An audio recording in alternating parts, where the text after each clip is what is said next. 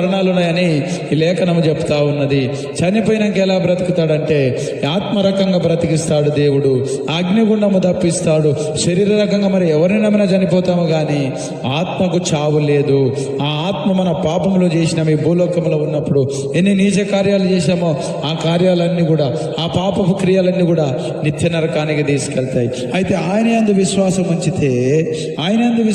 ఉంచితే ఆ యొక్క రెండో మరణము తప్పిస్తానని ఆయన లేఖనం సెలవిస్తా ఉన్నది. మరణము తప్పించుట ప్రభువైన యెహోవా వశం అంటా ఉన్నాడు. మన మరణము తప్పించుకోవాలంటే మన వశములో లేదు, ఎవరి వశములో లేదు కానీ యేసు ప్రభు వశములో. మనము మరణము తప్పించే వశము ఆయన చేతిలో ఉందని ఆయన లేఖనము సెలవిస్తా ఉంది.